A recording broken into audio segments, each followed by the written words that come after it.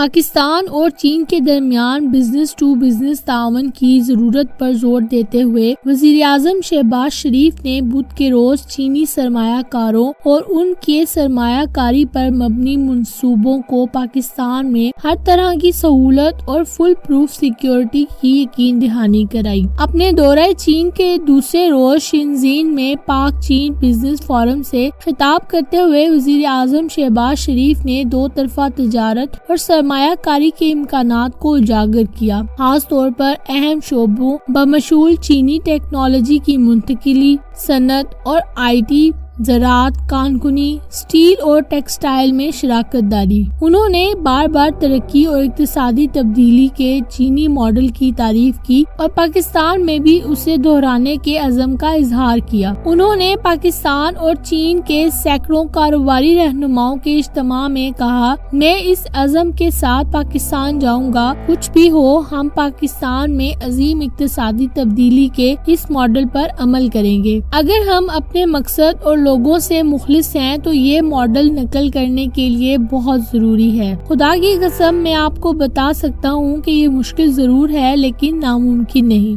انہوں نے پاکستانی تاجروں پر بھی زور دیا کہ وہ اپنے چینی ہم منصبوں کے ساتھ بیٹھ کر چینی ٹیکسٹائل صنعتوں کو پاکستان منتقل کرنے کے طریقے تلاش کریں اور سٹیل اور دیگر صنعتوں میں مشترکہ تعاون کریں۔ انہوں نے فورم کو بتایا کہ پاکستان میں تقریباً $10 ٹریلین کے معدنی ذخائر ہیں جبکہ ملک میں برآمدات $30 ارب ہیں۔ انہوں نے کہا کہ معدنی ذخائر انہیں برآمدات کے لیے تیار اور نیم تیار شدہ اشیاء میں تبدیل کرنے کی بڑی صلاحیت فراہم کرتے ہیں۔ وزیر اعظم نے چینی فریق کو یہ بھی یقین دہانی کرائی کہ ان کی حکومت نے بدعنوانی پر لگام ڈالنے کے لیے بہت سی تبدیلیاں کرنا شروع کر دی ہیں۔ وزیر اعظم شہباز شریف نے شنزین کی $500 بلین کی جی ڈی پی اور اس کی 250 ملین آبادی کے ساتھ پاکستان کی $380 بلین کی جی ڈی پی کے درمیان موازنہ بھی کیا اور چینی شہر کی تیز رفتار تبدیلی کو اس صدی کا معجزہ قرار دے دیا اور کہا کہ ہمیں اس سے بہت کچھ سیکھنا چاہیے۔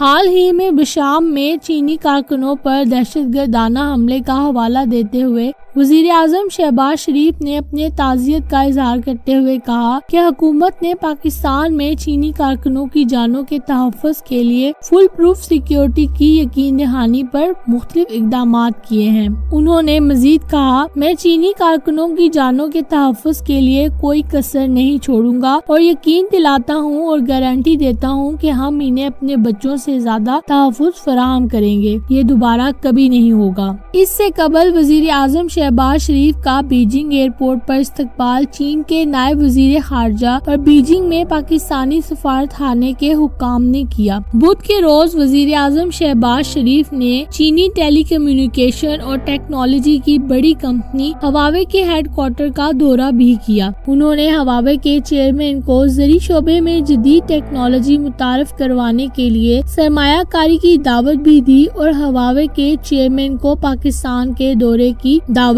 بھی دی۔ وزیر اعظم نے ہواوے اور پاکستان کی وزارت سائنس اور ٹیکنالوجی کے درمیان فریم ورک معاہدے پر دستخط کی تقریب میں بھی شرکت کی، جس کے تحت کمپنی تقریباً 2 لاکھ نوجوانوں کو مصنوعی ذہانت سمیت انفارمیشن ٹیکنالوجی کی مفت تربیت دے گی۔